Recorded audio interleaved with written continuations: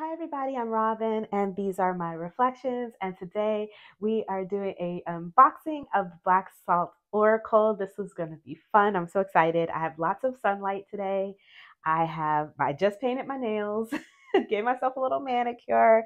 I've got lots of time. It's early in the day, so I have time to do lots of walkthroughs. And we're going to start with this one because I'm dying to see what's in the box. So let me grab myself some hot chocolate. Okay, I got lots of hot chocolate and I am ready. Let's do it. The Black Salt Oracle. Let's see what's in this box. So let's start with the extra goodies. We have a unicorn. I was going to say a horse, but that's a unicorn with, don't come for me, okay? I'm not a fantasy girly. And this is Lark and Legend. This is the creator is Lark and Legend, Logan, if you will. And that is where you can find them. You can scan that and find all their socials and stuff. Let's see what's in this. All right. Yeah, it looks like a bookmark from this is from the Black Salt Tarot. So if you don't know, this is like a series. So we have the Black Salt Oracle, which I have, and then I also have the Black Salt Lenormand, which I actually did a walkthrough of this, and I'll pop it up here for you if you're interested in seeing it alongside another one of their Lenormand decks. And then they have the Black Salt. I believe this is the Black Salt Tarot this bookmark has come from. So the art for these is this gorgeous deep black matte silky background with the artwork all done in this rainbow foiling, silver rainbow foiling. So it's quite gorgeous on camera and off. This is one of the few decks that I have that actually looks good on and off camera. Usually they either look good on camera or they look good off camera, and then the other one doesn't. So this looks good no matter how you slice it. So we came with a little bug. If you know me, you know I do not like bugs. Oh, there's a reading here. Allow yourself time to heal. Oh, that's wonderful. Yes, I will be doing that this upcoming in the upcoming months. Actually, I have done some readings recently on my Instagram that you can see that are leading me in this direction of integration and healing some parts of myself. It looks like I'm going back down that shadow work rabbit hole, if you will. So I think that this is a really great reading, that so I can, Logan tapped in a little bit when they sent this one. So that's what I have here, the star and my reading came with a reading.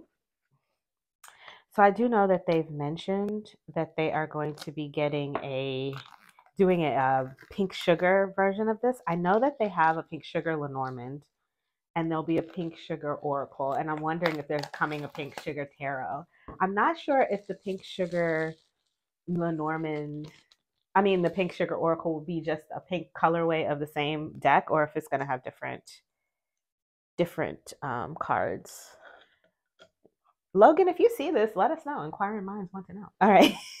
So it comes in this sort of velvety soft box. And you can see it has spot gloss and foiling. Find magic in the mundane with these 56 dazzling cards and chunky little black book. 2024 from Logan and Townsend. Right, so we have a magnetic closure. And here's the inside of the box, very similar to the inside of the Black Salt Lenormand.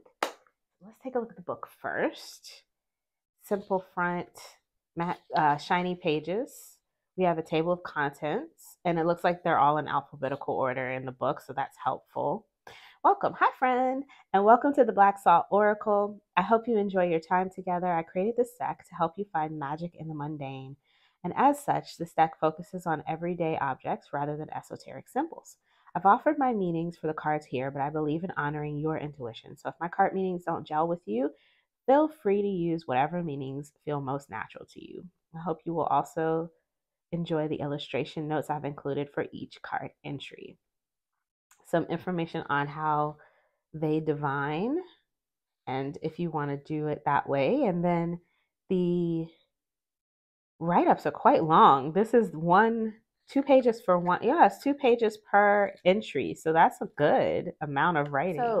So what you get here is the title and then a couple of quick reading keywords in case you just want to, get a couple of keywords and get out. And then you have a deeper look, which are some sort of colloquial ideas of what black candles could stand for in a reading. And if you pull this card, what it could indicate. And then you have some more personal ideas from the creator. and just kind of how they look at it and why they chose that symbol. Some personal notes, some research, and just things that they looked into and why they put black candle on a card. Why is the black candle one in the 56th year? And then in the back, I'm sure there are some spreads. Yep, got some spreads and lots of spreads, and then a thanks. And that's it. That is the guidebook, and we'll take a closer look once we shuffle. So the back of them is the branding for the Black Salt series, that star. So I'm just going to show you. So this is the oracle. This is the back of the tarot, I think, because I think this is a card from the tarot, and this is the back of the Lenormand. So that's what they all look like together. Here we go. As we go through, I'm going to give a keyword or two, probably just one, just so that this doesn't take forever. So we have black candle, banish. Bookmark is pause. Cake pop is sweetness. Medicine for cannabis. Recharge for charging cable. Chicken feet is mobility. Chrysanthemum was grieving. Coffee is awakening or awaken. Resources for coin purse. Sustenance for cookpot. Travel is dandelion, or dandelion is travel. I like this cookpot one. Door knocker, petition or visitor. Dumbbell strength. English ivy, invasion. I like that for English ivy. Invasion, yes. Furin. What is a furin? I don't even know. Let's see. Relief, happiness. Let's see. It says when furin appears in a reading, it can symbolize a time of calm. It can look like peace after conflict, calm after chaos, serenity after anxiety, or harmony after discord. It can also represent joy. It can indicate the outcome that will be favorable, that a healthy wish or desire will be granted. The creator's lens says, I love wind chimes. Okay, so this is a wind chime, especially the very large metal ones that produce deep sounds and the very small and delicate ones that produce twinkling tones.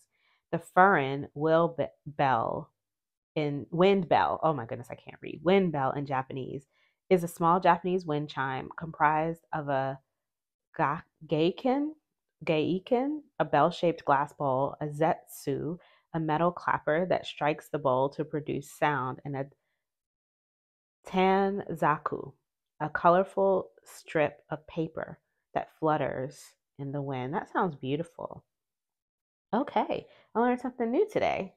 That's really, really lovely. I love wind chimes too. I bought one in when I was in, where was I? I can't even remember. I can see the place in my head, but I can't remember the name of the city. But I was somewhere in Southeast Asia and I bought a wind chime. It's made out of marble and it makes the most beautiful twinkling sound, and it sounds almost like magic on the wind, and I just love it. I just love it. Every time I hear it chime, it just it lifts my spirits. So ginkgo is survival. Headphones, solitude. We like that for headphones. Blocking things out, that kind of stuff. I can't wait to use these. I feel like these are going to read so well. All right, so heirloom. I want to say, I said heirloom because this looks like a hair comb to me, but this is an heirloom that is maybe a hair comb. But anyways, this is ancestors, legacy, hourglass. I'm guessing this is time. Yep, time and cycles. Incense for ritual. Ink brush is express. Key is access. Kite is freedom. I love this butterfly kite. Knuckle dusters are hostility. We used to call these brass knuckles when I was coming up in my neighborhood. Um, Kokeshi, play. Lighter, illuminate or burn. Lightning rod, cool. This one is conduit, which I really love as a keyword.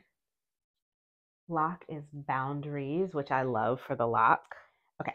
Lure is attract. Makeup brush, transform. Yep. And unknown for mask.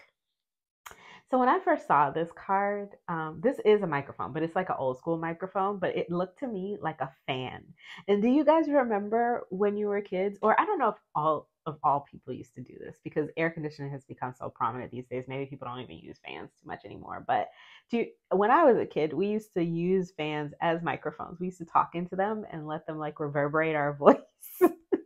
And we would sing into them, and so like the fact that this kind of looked like a fan to me really made me smile. um okay, mirror is reflection. I'm guessing I lost the page, hang on. Yeah, reflection.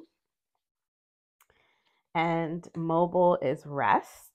Oh, this is like a baby mobile. Yeah, rest, or mobile, I guess this would be called. Mortar and pestle is grind.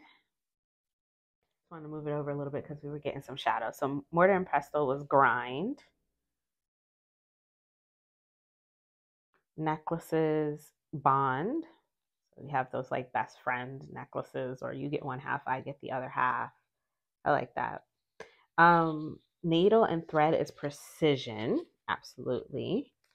And then for onion, layers, of course. Ooh, it's like a chopped onion. That's interesting. Yeah, that's interesting. Okay, let's see what it says. How could I make a deck of common objects and not include onions in it? They're the second most popular vegetable in the entire world, and almost every savory recipe I know of calls for their inclusion. Not only are they immensely popular, but I'd imagine their symbolism is fairly universal as well. This card is one of my most fussy to illustrate. I tried to make the inner layers and lines of the onion somewhat match up, slice to slice. So I hope I succeeded in that. Oh, they do match up. Yeah, I definitely see that. As for the meanings chosen for the card, I believe layers and depth to be given um, when it comes to onion symbolism, whether I'm correct in that or not. And some of the other meanings, however, took some thought. I didn't anticipate onion being an armor card of sorts. But what else do you call the layers and walls you erect between your heart and the outside world? The meanings for the eternity and outward ripples come from the concentric circles inside of an onion. Lovely. All right, so then we have orchid, is sensuality.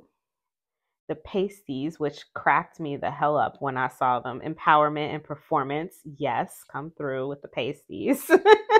Peppercini is protection and spice. A pizza cutter to go with the peppercini is a sever, or portion. And then we have a planchette, which is communicate or seek. I like the way this is illustrated. It's very pretty. Rabbit's foot, which I'm guessing is luck. Yep. And rice. Ooh, rice. Prosperity. Yeah. Sakura. Transience. A shell for shyness. Yeah, going into your shell. Slingshot here for accuracy. And then a sparkler. Ooh, a sparkler, like a firework. Yeah, cool. Celebrate. Spider web here for weave. No spiders, thank God. Thank you, Logan, if you see this, for not putting a spider on this card. A spray bottle is clean or maintain. And then we have teapot. Aw, gossip, hospitality.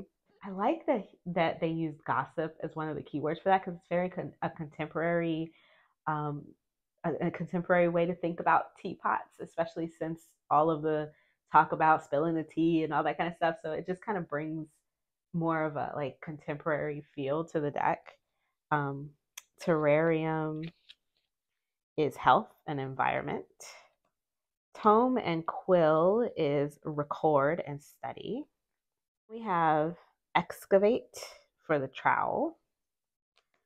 Umbrella is storms or shade. And that's the last one. There are the backs up close again. Size of these are a little bit shorter than a tarot card. So this is a normal size, like regular tarot card. You can see that they're the same width, but a little bit shorter. And up against a general size oracle like US Games or Rock Pool size, this is what they look like. So if you have smaller hands or if you have trouble gripping bigger things, I think that these are going to be great for you. I'm very excited about the size of these because I think I can see everything, so I don't need them any bigger. And yeah, I have small hands, so this is going to make it easier for me to shuffle. They are on a satin sort of, satiny matte stock. The cardstock is fairly thick. It's not super thin, but it's also not really thick where I don't think I'm going to be able to shuffle them. Let's give them a shuffle and see. I think I should be able to shuffle them just fine, especially considering the fact that they're shorter. Yeah, I can shuffle them, and they bridge nicely. I would say that you're probably going to want to shuffle and bridge if you don't want to get a bow in them. But yeah, these work fine for me. Overhand, they're a little clumpy because of the satin matte. Those matte decks tend to clump, but that should work its way out after a while. And it's not that bad, to be honest. I've definitely felt clumpier decks.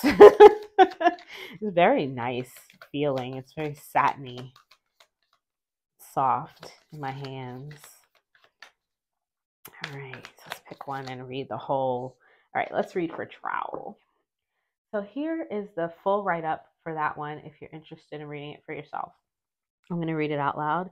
Trowel, keywords, excavate, transfer, a deeper look. When trowel appears in a reading, it can indicate that you need to dig deeper to get to the heart of the matter or the root of the problem. It can denote something long buried being dug up and exposed to the light of day. Be that a secret history or an abandoned idea that the time is now right for. It can task you with playing detective, sleuthing for clues and evidence. It can also denote having dirt on someone. On the other hand, trowel can indicate a need to support and move something. It can suggest moving financial assets, transferring a title, or even transferring a new school or a new department at work. Along the lines of uprooting, it can symbolize upheavals and the trauma associated with them. Lastly, trowel can also symbolize working in the yard or gardening. Creator's lens. This might be weird, but one of my favorite sounds on the earth is that of a shovel breaking through soil. The crunch of it is so soothing to me, probably because I'm at least 1/8 hobbit. I associate that sound with green things, with tomatoes on vines, with astabil blooming like sprays of colorful rock candy, with tiny seeds dropped into dark, rich soil. While I haven't had much time to dedicate to gardening this year, it's still something that holds a special place in my hobbit heart. There's just something so healing about the feel of soil in your hands and grass beneath you. All of that said, I'm not surprised that this card found its way into this deck. What I was surprised by, however, were some of the meanings that came up for me while brainstorming this card, particularly those of the sleuthing variety. Trowel and digging deeper is hardly a surprising connection, but trowel and digging into someone else's business, digging up dirt on them or finding dirt on you, that surprised me. And that is the write-up for trowel. I like the guidebook. I think it's fun and charming, and I really enjoy Logan's sense of humor anyway. So just watching their videos and stuff. So I think that, I'm going to enjoy reading from this book. But I'm also going to enjoy coming up with my own meanings. And I think that this is going to read a lot like a Lenormand deck or a maybe really it feels more like a Lenormand deck because it's a deck of symbols that then you use those associations to create a reading. I'm wondering because when Madame Lenormand created her deck, we didn't know how popular it was going to be and that there were going to be thousands of different versions of it on the market in a couple hundred years. And I wonder in 100 years, I won't be around to see it, if we will get versions of this one, like maybe this will be just, like a Sibylla or a Lenormand or a Kipper or, we'll have a Townsend, So anyways, that is the Black Salt Oracle. I hope that that was helpful for anybody who was interested in taking a look at this one. Anybody who got this one already, who already picked it up or backed the Kickstarter, let me know if you have it. Have you been using it? How's it reading for you? Does it read like a Lenormand deck? Does it read more like an Oracle deck? Let me know. Let me know in the comments below what you think. And I will put links in the description box below. I don't know why I'm having such a hard time lining these up. Give me a second. Sorry, that was going to drive me crazy. So I will put links in the description box below where you can pick this deck up and all of Logan's. I'll just put Logan's whole website in case you want any of the other decks as well. In the description box below, you can pick one up for yourself if you'd like. If you like this video, please give it a thumbs up. It helps my channel grow. Share it with anyone who you think might be interested in seeing this beautiful deck. If you want to see more from me, you can subscribe. I release videos every few days regarding tarot and Oracle, and I would love to have you. And until I see you next time, stay safe and be blessed. Bye bye.